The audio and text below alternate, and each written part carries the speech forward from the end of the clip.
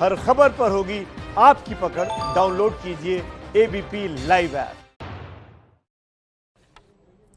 नमस्कार, शाम के 4 बज रहे हैं। एबीपी न्यूज पर हाजिर हूं मैं रुमाना इसार खान। मध्य प्रदेश सरकार ने लव जिहाद पर कानूनी कदम उठाने का फैसला लिया है। जिस लव जिहाद को लेकर लंबे समय से राजनीति हो रही थी, उस पर अब कानून बनाने जा रही है मध्य प्रदेश सरकार। बीजेपी शासित राज्यों में लव जिहाद से कड़ाई से निपटने की बात तो देखिए होती आ रही थी, और अब मध्य प्रदेश सरकार इसे कानूनी जामा पहनाने की तैयारी कर रही है। कानून बनने के बाद धोखे से जबरन लव जिहाद के मामलों में 5 साल की सजा का प्रावधान रखा जाएगा। लव जिहाद में मदद करने वाला भी मुख्य आरोपी की तरह ही अपराधी माना जाएगा। अब कांग्रेस इस पूरे मामले को आरएसएस का एजेंडा बताकर शिवराज सरकार को घेर रही है।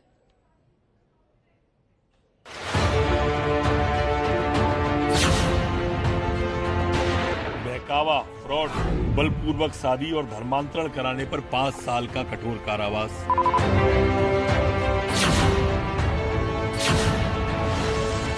अगर वे सुधरे नहीं तो राम नाम सत्य है कि यात्रा अब निकलने वाली है।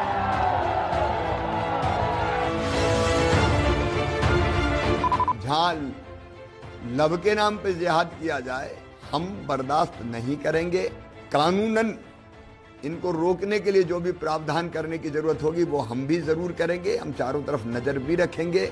जो ऐसा करेगा उसको परिणाम भुगतना पड़ेगा, उसके लिए कानूनी प्रावधान भी किए जाएंगे।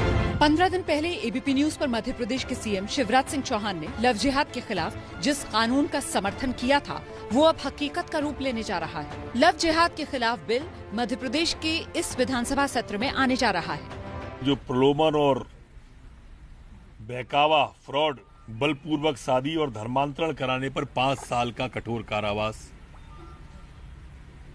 इस अधिनियम में हम रख रहे हैं। लव जिहाद के लिए बनाए जा रहे इस कानून में 5 साल के कठोर कारावास की सजा का प्रावधान रहेगा। गैर जमानती धाराओं में केस दर्ज होगा।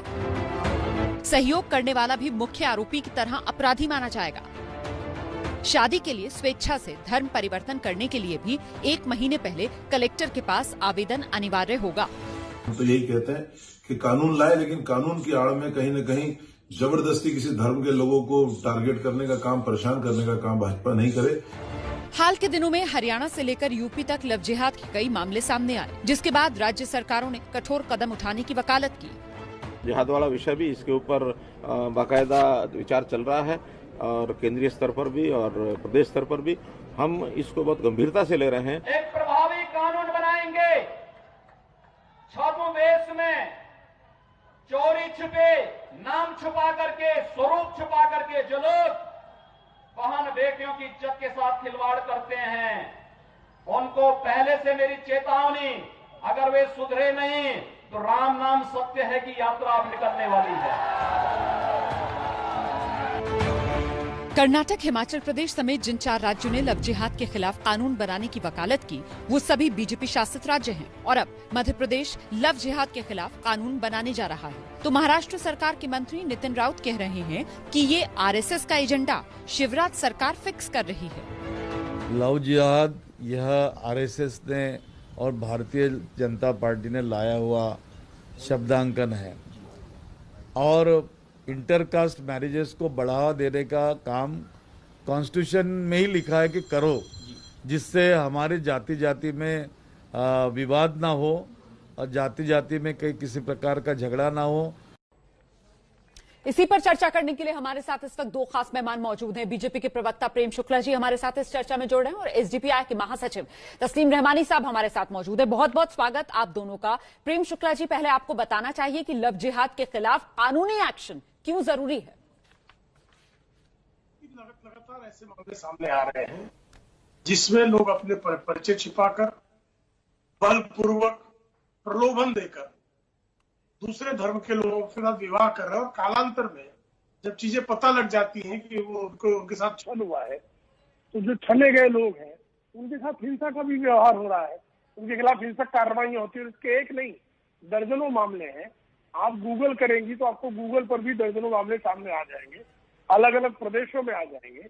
ऐसे में जब हमारे यहाँ विशेष विवाह अधिनियम का प्रावधान है जी, कि 2 धर्मों के भीतर एक विवाह करना है, तो उसकी कानूनी प्रक्रिया है जी। उस कानूनी प्रक्रिया का पालन करके जो विवाह किसी और एक मजहब के व्यक्ति को दूसरे मजहब के व्यक्ति से प्यार हो जाता है, तो दोनों विवाह करना चाहते हैं, ये उनका संवैधानिक अधिकार है। इस संवैधानिक अधिकार का प्रयोग करने के लिए हमारे पास एक विधिक प्रक्रिया है। उस विधिक प्रक्रिया को विशेष विवाह अधिनियम कहते हैं। उस विशेष विवाह अधिनियम के तहत वो कर सकता है। ऐसा करने की बजाय किसी का धर्म परिवर्तित करके प्रलोभन देकर बलपूर्वक यदि आप उसके साथ जबरन विवाह कर रहे हैं तो ऐसे मामलों को रोकना चाहिए और ये आपराधिक कृत्य है। ऐसे आपराधिक तो तस्लीम रहमानी साहब को भी इस चर्चा में लेकर आते हैं। तस्लीम रहमानी साहब, फिर आप स्वागत करेंगे मध्य प्रदेश सरकार के इस कदम का या कुछ सवाल भी आपके मन में? देखिए, मुल्क में कानून और व्यवस्था को बनाए रखने के लिए अगर कोई भी कानून आता है तो उसका यकीनी तौर पर स्वागत किया जाना चाहिए। ठीक है। सवाल ये यहाँ पर सिर्फ इतना है कि जिस तरीके से हमारे पास स्पेशल मैरिज प्रोविजन एक्ट मौजूद है और उस पर अमल करके हजारों लोग इंटरकास्ट मैरिजेस किया करते हैं, उसी तरीके से चीटिंग करके शादी करने वालों को, कंसील्ड आइडेंटिटी के साथ शादी करने वालों को, प्रलोभन देने के, धर्म परिवर्तन करवाने वालों के खिलाफ भी कवानीन मौजूद हैं। तो अगर हम एक कानून को मानते हैं कि इंटरकास्ट मैरिजेस के लिए कानून मौजूद हैं, तो जो इसकी खिलाफ वर्जी करने वाले लोग हैं उनके खिलाफ भी सवाल ये है कि उन पर कितनी कड़ाई से अमल हो रहा है। और फिर ये जो लव जिहाद लफ्ज है, लव जिहाद, ये अपने आप में ये साबित कर रहा है कि कोई कम्युनल एजेंडा इसके पीछे यकीनी तौर पर है, वरना जिहाद का लफ्ज इसमें जोड़ने का मतलब क्या है? रहमानी साहब प्लीज एक्सप्लेन कीजिए, बताइए कि आपको लव जिहाद में कम्युनल एजेंडा क्या लग रहा है? Be specific sir. मैं फिर जवाब लेती हूं प्रेम शुक्ला जी से। देखिए, जिहाद का लफ्ज एक बहुत ही मुकद्दस इस्लामिक टर्म है जो पर्टिकुलर है, एकदम एक्सक्लूसिव स्पेसिफिक है, जो इस्लाम के साथ जुड़ी हुई है। सर मुकद्दस रही नहीं है ना, क्योंकि अब तो जिहाद जो है वो आतंकवाद के साथ उसकी ज्यादा पहचान होती है। अब तो जिहाद की कट्टरता के साथ ज्यादा पहचान होती है सर। और लव जिहाद की जब यहाँ पर बात हो रही है सर, तो आप ये कैसे भूल सकते हैं कि हाथ पर कलावा बांधकर, माथे पर टीका लगाकर, नाम सोनू, मोनू, बबलू, राजू इस तरीके के होते हैं सर, और लड़कियों को बहका लिया जाता है। अब इसका तो कोई इलाज करना पड़ेगा ना। उसके खिलाफ नहीं, उसके खिलाफ कानून पहले से मौजूद है। आप और ज्यादा स्ट्रिंजेंट सजा उन लोगों को दे सकते हैं, उसका समर्थन करने का कोई भी आप जिहाद के मुकद्दस होने की बात कर रहे थे सर। अब जवाब दीजिए मुझे कि लव जिहाद में आपको क्या क्रिमिनल नजर आ रहा है? अभी तक तो आप मुकद्दस बता रहे थे। जिहाद का लफ्ज, देखिए, भारतीय जनता पार्टी सिंबल्स की पार्टी है, सिंबल्स यूज करती है, मुसलमानों को टारगेट करने के लिए इस्तेमाल कर रहे हैं। और इससे पहले जब उत्तर प्रदेश में बात हुई थी तब भी हमने कहा था कि आप बिल का ड्राफ्ट को पेश कीजिए, तब हम देखते हैं कि उसमें जिहाद का लफ्ज है या नहीं। ऐसे हम एमपी में भी कह रहे हैं कि ये बिल है, ये बिल लेकर आए, उसका ड्राफ्ट लेकर आए, अगर उसमें जिहाद का लफ्ज है तो फिर हम देखेंगे कि कैसे ये मैं दोबारा आपके पास आऊंगी। रहमानी साहब, मुझे लगता है जब आप एक नेशनल टेलीविजन पर बैठकर अपनी बात रख रहे हैं तो जो आप कह रहे होंगे उसके पीछे आपके पास कुछ तर्क होगा सर, कुछ आधार होगा। तो प्लीज दोबारा जब मैं आऊंगी तो मैं आपसे आधार समझना चाहूंगी कि आपको क्यों ऐसा लग रहा है लव जिहाद के जरिए बीजेपी मुसलमानों को टारगेट कर रही है। इसका बेसिस मुझे बताइएगा। फिलहाल आपके आरोप का जवाब मैं लेती हूं प्रेम शुक्ला जी। तस्लीम रहमानी कह रहे हैं कि मुसलमानों को टारगेट करने के लिए ये लव जिहाद वाला कानून, वरना देश में कानून तो बतेरे हैं। देखिए रोमाना जी, उनके मन में भारतीय जनता पार्टी को लेकर भयंकर कलुष है, इसलिए उनके मन में ये इस तरह की उनके मुख से बात प्रकट हो रही है। ये लव जिहाद इस टर्म का सबसे पहले कॉइन किसने किया? तो वो अच्युतानंदन जी केरल के मुख्यमंत्री और कम्युनिस्ट मुख्यमंत्री थे। 2009 में जब ये बात उठी और जब वहां तक केरला के हाईकोर्ट के विद्वान जज ने भी लव जिहाद की बात उठाई तो वो भी राष्ट्रीय स्वयंसेवक संघ के स्वयंसेवक नहीं थे। चर्च ने केरला में बात उठाई, वो भी राष्ट्रीय स्वयंसेवक संघ या भारतीय जनता पार्टी के कार्यकर्ता नहीं है। तो लव जिहाद इस शब्द की, लेकिन सर वो केरला वाला बहुचर्चित केस जो सुप्रीम कोर्ट में पहुंचा वहां से तो वो खारिज हुआ ना। वहां तो अदालत ने कहा ना कि वो केस लव जिहाद का जुड़ा हुआ केस नहीं था। हाँ नहीं, अगर अच्युतानंदन जी ने जो शब्द का प्रयोग किया मैं उसका संदर्भ दे रहा हूँ। ठीक है। जो लव जिहाद का मामला खारिज हुआ सुप्रीम कोर्ट में, उसको हर किसी ने स्वीकार किया उस निर्णय को, किसी ने उसको अस्वीकार किया क्या उस निर्णय को? अगर सर्वोच्च न्यायालय के समक्ष एक पिता गया अपनी बेटी के संदर्भ में और सर्वोच्च न्यायालय ने सारे मामले को देखा, देखने के बाद सर्वोच्च न्यायालय को लगा नहीं ये तो प्यार का मामला है, ये लव जिहाद का मामला नहीं है, ठीक है सर, उसको लोगों ने स्वीकारा ना। ठीक है सर। उसी तरह से अगर कहीं पर प्यार का मामला होगा तो उसको लोग स्वीकारेंगे, लेकिन किसी के साथ छल का मामला होगा तो दंडनीय होना चाहिए। तो तस्लीम रहमानी साहब, फर्क तो करना पड़ेगा ना सर, प्यार मोहब्बत और धोखे छल में, और फर्क करने के लिए ही ये कानून जरूरी है, ये बीजेपी की तरफ से कहा जा रहा है। आपको इसमें बीजेपी का मुसलमानों के खिलाफ साजिश, आरएसएस का एजेंडा, ये क्यों नजर आने लगता है?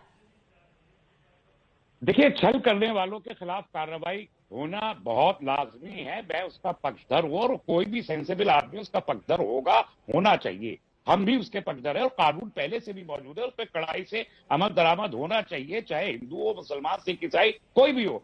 लेकिन जब आप एक पर्टिकुलर धर्म की एक टर्म को यूज करते हैं, चाहे अछूतानंद करे या आप करें, आप तो एजुकेशन जिहाद भी तो आप ही ने कहा था ना, इलेक्शन जिहाद भी कहते हैं, और वो सर्विसेज, सिविल सर्विसेज का जिहाद भी, हर चीज में जिहाद का लफ्ज जब आप इस्तेमाल करते हैं। हमारा तो कोर्ट में केस पेंडिंग है कि जिहाद एक इस्लाम की टेक्निकल टर्म है जिसे मिसयूज किया जा रहा है इस मुल्क में, ये पॉलिटिकल पार्टीज के जरिए भी और मीडिया के एक सेक्शन के जरिए भी। ये कोर्ट में ऑलरेडी एक केस पेंडिंग है जो चल रहा है। और हम इसीलिए मैंने कहा, उत्तर प्रदेश ने दावा किया था कि हम लव जिहाद के खिलाफ कानून लाएंगे, उनका ड्राफ्ट आज तक नहीं आया। एमपी वाले कह रहे हैं लव जिहाद, तो ये टारगेटेड ये मीडिया कंजम्पशन के लिए इस एक टर्म को कॉइन करके ये यूज किया जाता है जगह जगह जिहाद। जहां तक उस पर तो प्रेम शुक्ला ने बताया ना कि लव जिहाद जो टर्म है वो बीजेपी ने कॉइन नहीं की, वो आरएसएस ने कॉइन नहीं की, उन्होंने बताया किसने कॉइन की।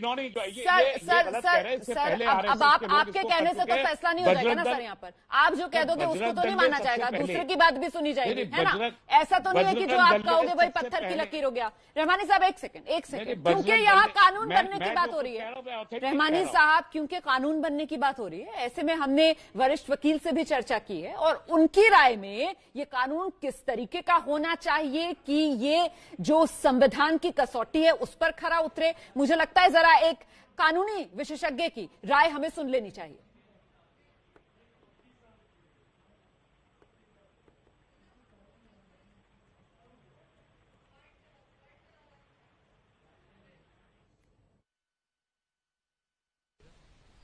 मध्य प्रदेश सरकार जो कानून बना रही है जिसमें अंतर धार्मिक विवाह के लिए जिसको कह रही है कि नहीं होना चाहिए, जो उसके खिलाफ कानून बन रहा है वो संवैधानिक है और हर स्टेट को, हर प्रदेश को अपना ये हक है कि इस तरह का कानून बना सकती है। संविधान में इसकी कोई मनाही नहीं है। लेकिन यदि कोई व्यक्ति इससे आहत होता है तो इस कानून को चैलेंज कर सकता है, उसमें कोई समस्या नहीं है। व्यक्ति चाहे कोई इससे आहत होता है तो उसको कोर्ट में जाने का भी प्रावधान है। उच्च न्यायालय जा सकते हैं, सर्वोच्च न्यायालय जा सकते हैं और कोर्ट जो कोर्ट को मान्य होगा वो मानना पड़ेगा। तो ये कानूनी राय आपने सुनी। रहमानी साहब देखिए, स्वेच्छा से अगर दो अलग अलग धर्म के लोग शादी करते हैं उस पर किसी तरीके की पाबंदी, उस पर किसी तरीके की रोक नहीं है। मध्य प्रदेश सरकार की तरफ से यह भी साफ किया गया है। ऐसे में आपको जो कलेक्टर दफ्तर है वहां पर 1 महीने पहले अर्जी लगानी होगी और फिर आप शादी कर लीजिए। लेकिन यहां सवाल इसलिए उठता है सर, कानून की इसलिए जरूरत पड़ती है कि मैंने पहले कहा ना, हाथ में कलावा, माथे पर टीका, नाम सोनू, मोनू, बबलू, राजू, और ऐसे में धोखा देकर जो शादी कर ली जाती है उससे बचाना है सर बेटियों को, तो कानून तो जरूरी है ना। नहीं तो उसकी किसने मुखालफत की है? मैं तो पहले वक्त से अभी तक यही कह रहा हूं कि ये धोखा देने वाले लोग चाहे जिस धर्म के हों उनको तो सजा मिलनी चाहिए। इसमें तो कोई दो राय हो ही नहीं सकती और उसमें कोई डिबेट करना भी उसका कोई औचित्य ही नहीं है। अभी आप देखिए, आरएसएस और बीजेपी के जितने सबसे सीनियर लीडर हैं सबकी बेटियां किसी न किसी मुसलमान के साथ में। अभी हाल ही में की बेटी की शादी हुई, सारे बीजेपी के लीडर और आरएसएस के लीडर उस शादी को प्रमोट कर रहा है। लेकिन जो धोखे से की जाने वाली शादी है उस पर हमें कोई आपत्ति नहीं है। अच्छा, लेकिन आपत्ति होगी जब आप किसी पर्टिकुलर धर्म की टेक्निकल टर्म को जब आप यूज करके उससे जोड़ेंगे और कम्युनलाइज करने की उसको कोशिश करेंगे, तब आपत्ति होगी। वो कोर्ट में जाएगी। आपके वकील साहब ने भी कहा कम्युनलाइज करने से आपत्ति होगी। प्रेम शुक्ला जी, मतलब लव जिहाद मुस्लिम कट्टरपंथियों का हथियार, पूरा नैरेटिव तो ये है ना। और शायद इसी से दिक्कत हो रही है तस्लीम रहमानी साहब को कि लव जिहाद कोई मुस्लिम कट्टरपंथियों का एक बड़ी साजिश, वो नहीं मान रहे हैं इसको। देखिए, लव जिहाद शब्द में जिहाद शब्द के प्रयोग पर सबसे अधिक आपत्ति रहमानी जी के वक्तव्य में नजर आती है। लेकिन रहमानी जी कहते हैं कि मीडिया ये कह रही है, भाजपा कर रही है, आरएसएस कर रही है। लेकिन साहब जिहाद सबको सबसे अधिक बदनाम किसने किया? तो आतंकी तंजीमों ने बदनाम किया। उन आतंकी तंजीमों ने, चाहे तालिबान हो, चाहे अलकायदा हो, चाहे लश्कर तोयबा हो, चाहे लश्कर जहांगवी हो, चाहे हिजबुल मुजाहिदीन हो, चाहे हरकतुल अंसार हो, चाहे आईसिस हो, चाहे इतने तमाम संस्थान, 200 संस्थाएं, 200 आतंकी तंजीमें हैं जो जिहाद के नाम पे आतंकवाद फैलाती है। उन आतंकी तंजीमों पर किसी उस पर रहमानी साहब नहीं बोलेंगे। रहमानी साहब फिलहाल सवाल इस पर खड़ा करेंगे कि जिहाद शब्द लाकर आप लोग मुसलमानों को बदनाम कर रहे हैं। रहमानी साहब को दिक्कत इस बात से आ रही है। प्रेम शुक्ला जी, रहमानी साहब एक मिनट आपके पास आऊंगी, पहले प्रेम शुक्ला जी का जवाब सुन लीजिए सर आराम से, फिर आप ही जवाब दीजिएगा शुक्ला जी की बात का। जिहाद सबको बदनाम किसने किया? मैं जिहाद की पाकीज़गी को लेकर मेरे मन में कोई आशंका नहीं है। ठीक है, मैं आपके धर्म का कोई जो है टर्म जो है उसको, उस मजहबी टर्म का अपमान नहीं करना चाहता। सही। लेकिन उस टर्म को सबसे अधिक जो है अगर बदनाम किसी ने किया तो आतंकी तंजीमें हैं। रहमानी साहब थोड़ा सा गिरेबान में तो झांकना चाहिए सर। इतनी अच्छी और संभली हुई बात संयमित तरीके से यहाँ पर प्रेम शुक्ला जी कर रहे हैं और आप वही लकीर के फकीर की साहब नहीं, लव जिहाद, जिहाद बड़ा मुकद्दस शब्द। सर ये तो बताइए ना फिर जिहाद शब्द आज दुनिया भर में इतना बदनाम क्यों है सर? मैं प्रेम शुक्ला जी से पूछना चाहता हूं कि इन्होंने जितने नाम लिए सब उन तंजीमों के नाम लिए जिसको हम खुद डिस्कार्ड करते हैं, कंडेम करते हैं, अपने आप को डिसोसिएट करते हैं। अगर उन तंजीमों ने एक टर्म को यूज किया है और आप इतने शरीफ और इतने नेक ऑर्गेनाइजेशन, नेक आइडियोलॉजी रख रहे हैं और नेक आइडियाज रखने वाले लोग हैं, तो उन बदमाशों की टर्म को, बदनाम की टर्म को आप क्यों यूज करना चाहते हैं? आप खुद कह रहे हैं कि एक मुकद्दस टर्म है, उसको उन्होंने बदनाम किया है। तो आप जैसे शरीफ लोग, उन बदनाम लोगों के अंतर को क्यों इस्तेमाल करना चाहते हैं? पर सर आप क्यों नहीं देख पा रहे हैं तस्लीम रहमानी साहब कि एक्चुअली ये साजिश भी हो सकती है, ये कट्टरपंथियों की साजिश हो सकती है। जिस तरीके से आतंकवाद, जिहाद एक दूसरे के पूरक के तौर पर सामने निकल कर आए, ऐसे में लव जिहाद मुस्लिम कट्टरपंथियों की एक बड़ी साजिश क्यों ना माना जाए हिंदुस्तान में? इसका जवाब दीजिए। देखिए, मैंने सबसे पहला इंसान इस देश में मैं हूं। 2004 में मैंने कहा था कि अलकायदा, उसामा बिन लादेन जो कुछ कर रहे हैं वो जिहाद नहीं है, वो जिहाद को बदनाम कर रहे हैं। 2004 में 16 साल हो गए ये बात कहते हुए, मैं अलकायदा की बात नहीं कर रही हूं रहमानी साहब, तो सभी की बात कर रहा हूं, मैं सभी की बात कर रहा हूं। नहीं, मेरा स्पेसिफिक सवाल है, मैं आपसे स्पेसिफिक सवाल ये पूछ रही हूं कि क्यों ना माना जाए मुस्लिम कट्टरपंथी एक्चुअली धर्म के नाम पर लव जिहाद के जरिए अपना धर्म का प्रचार प्रसार कर रहे हैं, ऐसा क्यों ना माना जाए? देखिए, आपको अपना कोई एजेंडा अगर परसू करना है तो बात अलग है, अदरवाइज आपके मन माफिक बात ना हो तो एजेंडा मेरा हो जाएगा। अगर आपके मन माफिक सवाल ना हो तो मेरा एजेंडा हो जाएगा, वरना तो फिर असहिष्णुता होने लगती है सर अगर आपकी बात को काटा जाए। अब ये मेरे मन का सवाल है और सिर्फ मेरे मन का सवाल नहीं है, देश में बड़े तबके के मन का सवाल है। इसका जवाब दीजिए। आप एजेंडा क्यों कह रहे हैं? आप चिल्लाइए नहीं रोमाना साहिबा, आपको भी मालूम है, होना चाहिए आपको। अगर नहीं मालूम तो मैं कुछ नहीं कर सकता कि लफ्ज जिहाद के मानी क्या है और लफ्ज जिहाद का इस्लाम में प्लेसमेंट क्या है। लफ्ज खुद कुरान हकीम के अंदर जिहाद का लफ्ज किन मानों में इस्तेमाल हुआ है ये आपको भी मालूम होना चाहिए। पर सर जो लोग धर्म को बदनाम कर रहे हैं, मैं तो फिर कह रही हूँ, जिन्होंने आतंकवाद और जिहाद को पूरक बना दिया, अब इसी तरीके से लव जिहाद के जरिए वो मुस्लिम कट्टरपंथी जो कहीं ना कहीं लव जिहाद को औजार, हथियार बना रहे हैं धर्म के प्रचार प्रसार के लिए, आप उनके लिए दो शब्द नहीं बोल रहे हैं। आप लगातार जिहाद क्यों, जिहाद शब्द क्यों, जिहाद मुकद्दस शब्द, आप इसी के इर्द गिर्द घूम रहे हैं। ये तो कोर्ट बताएगा रोमाना जी आपको भी कि जिहाद का लफ्ज आप किस पैरामीटर में इस्तेमाल कर सकती हैं या नहीं कर सकती। मैंने कहा कोर्ट पे हमने अपनी टेक्निकल टर्म्स को बचाने के लिए कोर्ट पे केस डाला है। जो लोग जिहाद को बदनाम करते हैं उनको हम खारिज करते रहे हैं, लगातार करते रहे हैं। आप लोग उसको एक्सेप्ट नहीं करना चाहते, आपका मसला है, लेकिन हम उसे खारिज करते रहे हमेशा। खारिज करते हैं आप जब कारवां गुजर जाता है और इनिशियली आप लोग इसी तरीके का रेजिस्टेंस दिखाते हैं सर, जैसा आज आप लव जिहाद को लेकर दिखा रहे हैं। और जब इस देश के अंदर एक भावना बढ़ेगी आगे सर, और जब कानून बनने लगेगा लव जिहाद के खिलाफ, तब आप लोग भी आ जाएंगे और इस गाड़ी में सवार होने की कोशिश करेंगे और कहेंगे देखिए हम तो शुरुआत से ही हर तरीके के लव जिहाद की मुखालफत करते रहे सर। जिस तरीके से अब आप बोलते हैं कि हम तो हर तरीके के आतंकवाद की मुखालफत करते रहे, वरना तो यहाँ आतंकवादियों के समर्थक जो हैं देश ने उन्हें भी देखा है सर। समय फिलहाल मेरे पास इतना ही है सर। बहुत बहुत धन्यवाद, बहुत बहुत धन्यवाद रहमानी साहब, प्रेम शुक्ला जी हमारे साथ बने रहने के लिए इस चर्चा में। और अब देश में आज हुए 2 बेहद दर्दनाक हादसों की बात कर लेते हैं। मध्य प्रदेश के सागर में राहतगढ़ वाटरफॉल में डूबकर 5 लोगों की जान चली गई, जबकि पंजाब के संगरूर में 5 लोग कार में जिंदा चल गए। ये 2 तस्वीरें आपके सामने हैं। सागर के 6 लोग थे, बीना नदी पर बने राहतगढ़ वाटरफॉल में पिकनिक मनाने गए, जहां गहरे पानी के कुंड में डूबकर 5 की जान चली गई। एक बच्ची को जिंदा बचा लिया गया। और दूसरी तस्वीर संगरूर की, सुनाम रोड पर टैंकर और कार की जोरदार टक्कर हो गई। बाद में कार में आग लगी। सेंट्रल लॉक होने की वजह से किसी को भी बाहर निकलने का मौका नहीं मिला, जिंदा जल गए सब कार में। 2 दर्दनाक हादसे, 10 लोगों की मौत। देखिए, देश में कोरोना कमजोर पड़ रहा है, लेकिन देश की राजधानी दिल्ली में कोरोना मजबूत हो रहा है। अच्छा, चिंता इस वजह से आज केजरीवाल सरकार को दोबारा स्थानीय स्तर पर लॉकडाउन के लिए सोचने पर मजबूर होना पड़ा। सीएम अरविंद केजरीवाल ने केंद्र सरकार को बाकायदा प्रस्ताव भेजा है, और अगर वो मंजूर हो जाता है तो आने वाले दिनों में दिल्ली के कई बाजारों में कुछ दिन के लिए फिर से ताला लग सकता है।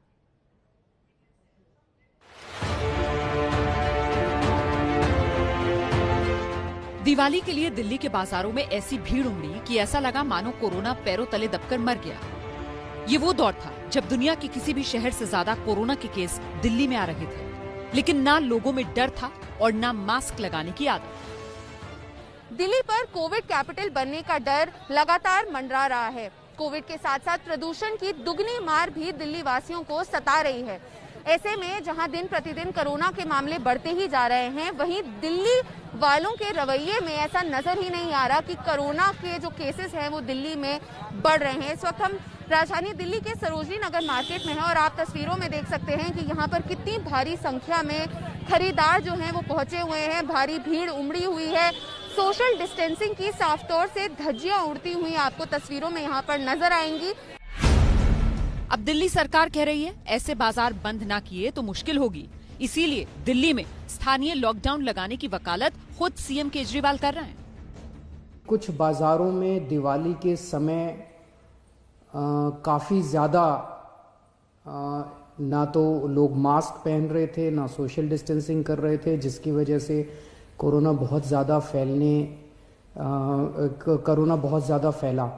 और सारी कोशिशों के बावजूद भी अगर किसी बाजार में हम देखते हैं कि सोशल डिस्टेंसिंग और मास्क का पालन नहीं किया जा रहा और वो एरिया एक तरह से लोकल कोरोना हॉटस्पॉट बन सकता है, तो उस वहाँ पे बाजार को कुछ दिनों के लिए एहतियात के तौर पे बंद करने की इजाज़त दिल्ली सरकार को दी जाए।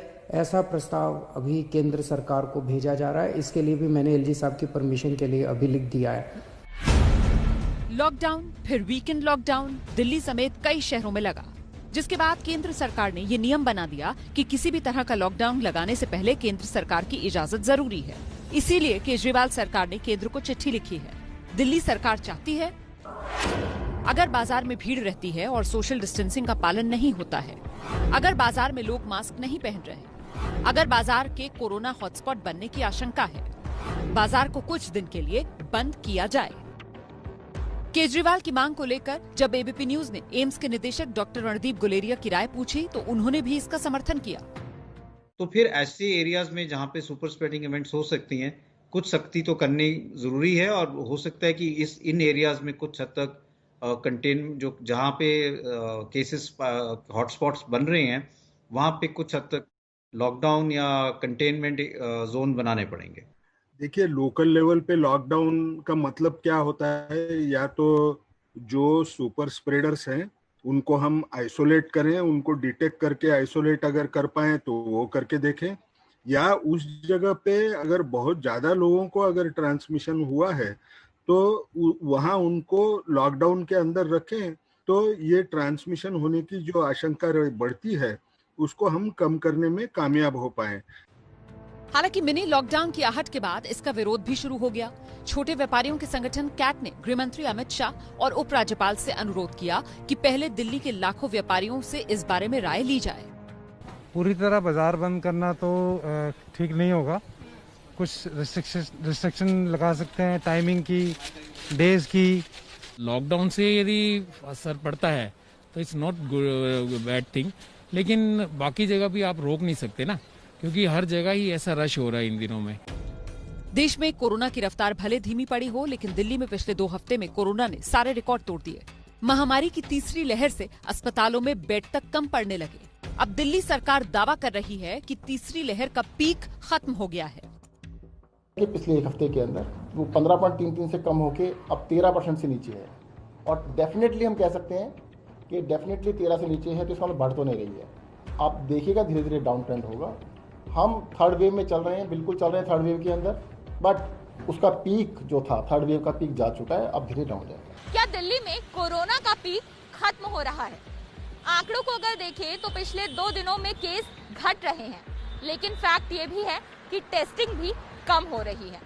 दिल्ली सरकार के स्वास्थ्य विभाग द्वारा जारी आंकड़ों के मुताबिक 14 नवंबर को करीब 49,000 टेस्ट के मुकाबले 15 नवंबर को 21,000 के लगभग और 16 नवंबर को 29,000 के करीब टेस्टिंग की गई थी।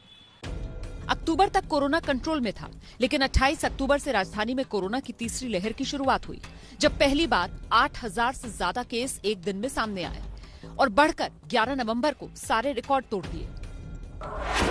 10 नवंबर 7,830 नए केस आए, जो बढ़कर अगले दिन 8,593 हो गए।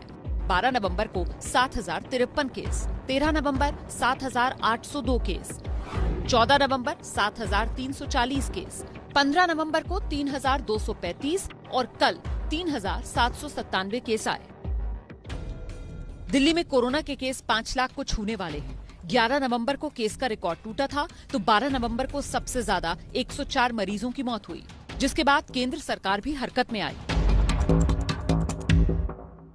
रविवार को अमित शाह ने एक बैठक बुलाई और दिल्ली में टेस्टिंग दुगनी करने का फैसला लिया है और हॉट स्पॉट वाले इलाके में मोबाइल टेस्टिंग वैन लगाने के लिए कहा गया है। फिलहाल स्थिति यह है कि दिल्ली सरकार कोरोना पीक गुजर जाने की बात कह रही है, साथ ही साथ मिनी लॉकडाउन का प्रस्ताव केंद्र सरकार को भेजा जा रहा है। और अब बात मौसम के मिजाज की। उत्तर भारत के कई पहाड़ी इलाके मौसम की पहली बर्फबारी से सराबोर, जिसकी वजह से मैदानी इलाकों में ठंड ने दस्तक दे दी है। देश के कोने कोने से आ रहे सैलानी कुदरत की गोद में राहत की सांस ले रहे हैं। आसमान से गिरने की बात क्या करें, यहाँ तो बर्फ ने पहाड़ों को चादर ओढ़ा रखी है ताकि नजर न लग जाए। ये कश्मीर की सबसे खूबसूरत वादियों का नजारा है। ये गुलमर्ग है।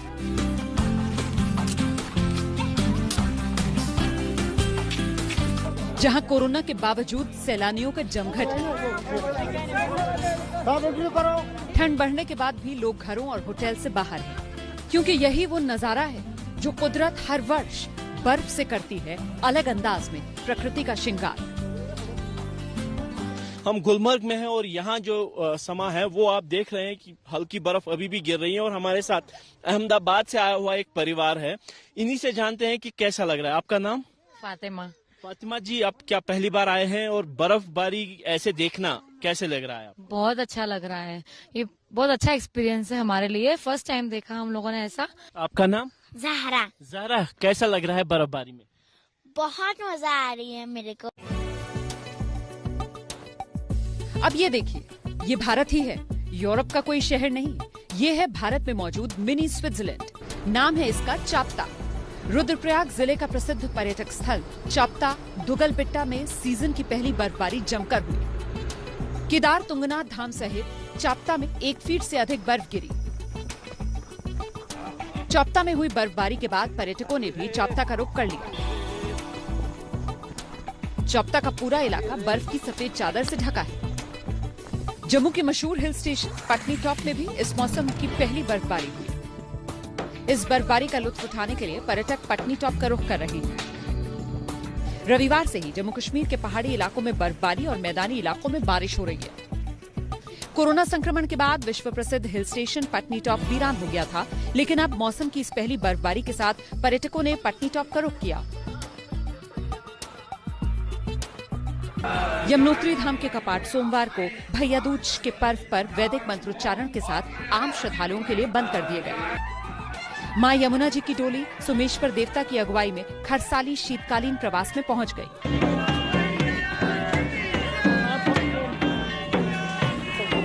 सुबह से ही दोनों धाम में यमुनोत्री और गंगोत्री धाम बर्फबारी का सिलसिला जारी रहा।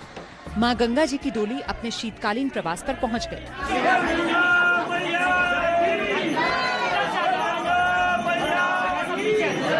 अब गंगा यमुना मैया की 6 माह तक शीतकालीन में पूजा अर्चना की जाएगी। अब बात केदारनाथ धाम की, जहां कपाट बंद होने के मौके पर उत्तर प्रदेश के मुख्यमंत्री योगी आदित्यनाथ भी पहुंचे। उन्हें सोमवार को ही दर्शन के बाद बद्रीनाथ के लिए रवाना होना था, मगर मौसम खराब होने की वजह से योगी केदारनाथ से बद्रीनाथ नहीं जा पाए। आज उन्होंने बद्रीनाथ का रुख किया। इस बीच केदारनाथ धाम में भारी बर्फबारी का आनंद लेने तो आम लोग पहुंच ही रहे हैं। उत्तरकाशी जनपद में 2 धाम पड़ते हैं, गंगोत्री और यमुनोत्री। गंगोत्री के कपाट बंद होने के बाद जबरदस्त बर्फबारी हो रही है। तापमान में भारी गिरावट आई है। इस सीजन की पहली बर्फबारी से धामों में सफेद चादर ओढ़े हुए एक सुंदर नजारा देखने को मिल रहा है। आप देख सकते हैं गंगोत्री धाम और यमुनोत्री धाम में किस कदर बर्फबारी का सिलसिला जारी है। श्रद्धालु मां गंगा और यमुना के दर्शन करने धामों में पहुंच रहे हैं। वहीं इस सीजन की पहली बर्फबारी का लुत्फ उठा रहे हैं। हिमाचल प्रदेश के जिला चंबा की सुप्रसिद्ध पर्यटन नगरी डलहौजी में रविवार सुबह से मौसम का मिजाज बदला। बीती रात को मूसलाधार बारिश के साथ डलहौजी के ऊपरी इलाकों में मौसम का पहला हिमपात हो गया। सीजन की पहली बर्फबारी के बाद पर्यटकों के चेहरे खिल उठे और वो मस्ती में झूमने लगे।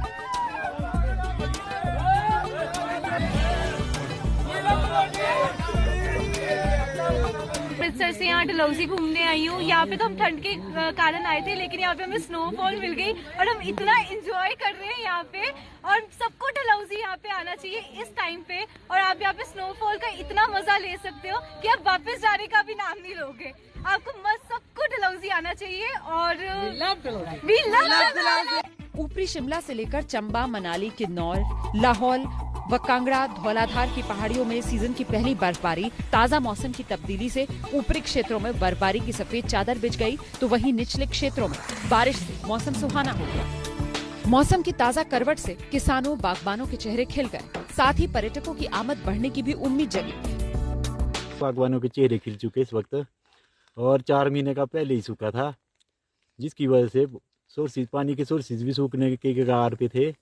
अब शायद इससे बहुत राहत मिलेगी। कुफरी पहुंचे पर्यटक भी ताजा बर्फबारी का खूब आनंद उठा रहे हैं। पर्यटकों का कहना है कि वो सिर्फ घूमने के मकसद से शिमला से कुफरी आए थे, उन्हें बर्फबारी की उम्मीद नहीं थी, लेकिन बर्फबारी में अच्छा लग रहा है। बर्फ की आशा नहीं थी। वो लोग बोल रहे कि बर्फ अभी नहीं आता, लेकिन ये पहली बार है कि भाई बर्फ आया इधर। पहाड़ों की रानी मसूरी, सोमवार की सुबह मौसम ने यहाँ भी करवट बदली। मसूरी में हल्की बारिश के साथ तापमान में भारी गिरावट दर्ज की गई, जिससे एकाएक ठिठुरन बढ़ गई। ऊंचाई वाले क्षेत्रों में बर्फबारी होने से ठंड ने दस्तक दे दी है। मसूरी में मौजूद पर्यटक ठंडे मौसम का जमकर लुत्फ उठा रहे हैं। लोगों को उम्मीद है कि तापमान में भारी गिरावट से मसूरी और आसपास के क्षेत्रों में जल्द बर्फबारी हो सकती है। मौसम विभाग के अनुसार ऊंचाई वाले पहाड़ी क्षेत्रों में बारिश और बर्फबारी होने की संभावना है। और आइए अब आपको बिहार लेकर चलते हैं। तस्वीरें पटना के जेडीयू ऑफिस से इस समय आप देख रहे हैं। थोड़ी देर पहले नीतीश कुमार पटना में दरअसल जेडीयू ऑफिस पहुंचे। 7वीं बार सीएम पद की शपथ लेने के बाद पार्टी दफ्तर में जहां कार्यकर्ताओं की भीड़ उमड़ पड़ी नीतीश कुमार से मुलाकात करने के लिए। अच्छा, देख सकते हैं आप कार्यकर्ताओं का उत्साह कैसा है। हाथ में मोबाइल भी है, फोटो भी क्लिक कर रहे हैं, कुछ सेल्फी लेने के चक्कर में भी हैं। नीतीश पार्टी दफ्तर पहुंचकर कार्यकर्ताओं से मुलाकात करते हुए। जेडीयू के विधायक और पार्टी कोटे से मंत्री भी इस समय जेडीयू दफ्तर पहुंचे हुए। नीतीश कुमार लगातार कार्यकर्ताओं से बात करते हुए, फोटो खिंचवाते हुए नजर आ रहे हैं। महिला कार्यकर्ताओं की भी बड़ी तादाद जिनसे मुलाकात कर रहे हैं नीतीश कुमार। तो 7वीं बार सीएम बनने के बाद, शपथ लेने के बाद ये पहला मौका जब नीतीश कुमार पहुंचे हैं पार्टी दफ्तर। और वहां देखिए कार्यकर्ताओं का जोश, कार्यकर्ताओं का अभिवादन स्वीकार करते हुए नीतीश कुमार। बड़ी तादाद में, मैं बार बार इस बात को दोहरा रही हूं कि महिला कार्यकर्ताओं की जरा तादाद देखिए। यही वो चुप्पा वोटर जिसने आखिरी चरण में खासतौर से जमकर वोट दिया एनडीए को, और इसी की बदौलत एक बार फिर बिहार में एनडीए सरकार, सीएम नीतीश कुमार। और कल नीतीश सरकार ने शपथ ली, आज विभागों का बंटवारा हो गया। नीतीश सरकार में शिक्षा मंत्री मेवालाल चौधरी को बनाया गया है। उनसे बात की एबीपी न्यूज संवाददाता निधिश्री ने। नए मंत्रिमंडल में पोर्टफोलियो का बंटवारा हो चुका है और इस बार मेवालाल चौधरी को शिक्षा विभाग की जिम्मेदारी मिली है। मेरे साथ इस वक्त मेवालाल चौधरी हैं बातचीत करने के लिए। सबसे पहले तो बधाई, नई जिम्मेदारी आपको मिली। धन्यवाद। और हम इतने कह सकते हैं कि हम अपने मुख्यमंत्री का बहुत बड़ा आभारी हैं। मेरे पास कोई ऐसा शब्द नहीं है। बिहार में जो शिक्षा की हालत है वो किसी से अछूता नहीं है। पहले अगर आरोप लगते रहे कि बदतर स्थिति थी, तो अभी बहुत अच्छी स्थिति नहीं है शिक्षा विभाग में। एक तो शिक्षकों की नियुक्ति का घोटाला जिसको बार बार चर्चा हो रही है, आपसे भी सवाल किए गए हैं। इसको कैसे आप इसको कैसे देखते हैं और क्या कुछ आप ठीक करना चाहेंगे? बात से आपसे बिल्कुल सहमत नहीं है। बिहार में शिक्षा की हालत बहुत अच्छी है। हम आप कुछ ले कह रहे हैं, स्टैटिकली आप देखें, अगर कंपेयर करें लास्ट 15 ईयर से और आज का जो स्टेटस है शिक्षा का, start from the higher education. कैसे कह रहे हैं सर? 3 साल का ग्रेजुएशन 5 साल में होता है। वो दूसरी चीज है। This is what the system है। इसको एजुकेशन के बारे में मैम आप दो चीज से कंफ्यूज कर रहे हैं। एक तो system of education has to be improve. एक तो शिक्षा में 15 साल पहले क्या थी उसके बारे में बात कीजिए। 15 साल पहले कितने यूनिवर्सिटी आपके यहाँ थे? 15 साल पहले स्कूल ड्रॉपलेट कितने परसेंटेज होते थे? 15 साल पहले कितने लोग स्कूल से, प्राइमरी एजुकेशन से बाहर थे? और आज क्या स्थिति है? सवाल है सर मेरे। एक तो पूर्व आईपीएस अमिताभ दास ने, चूंकि ये आज का ही मामला इसलिए मैं ये सवाल कर रही हूँ, पूर्व आईपीएस ऑफिसर अमिताभ दास ने चिट्ठी लिखा है डीजीपी को, अगर आपको पता हो तो। उन्होंने चिट्ठी में लिखा है 2 बातें। एक तो सुना किशोर चैनल से, ये हमारे लिए बड़ा ही, हम चिट्ठी देखा है? नहीं, मैंने कोई चिट्ठी नहीं देखा है। आज हम आपके माध्यम से जान रहे हैं। और अगर ऐसी घटना घटी बातें कर रहे हैं तो हमको लगता है कि वो आई डोंट नो वो क्या है, यही वो उनकी संस्कार और संस्कृति वही यही है। हम उस पर लीगल एक्शन लेने जा रहे हैं। पाकिस्तान के प्रधानमंत्री हैं इमरान खान ने ईवीएम से चुनाव कराने का ऐलान कर दिया है। पाकिस्तान में अब ईवीएम से वोटिंग कराई जाएगी। गिलगित बाल्टिस्तान चुनाव में धांधली के आरोपों का जवाब देते हुए इमरान खान ने ये ऐलान किया है।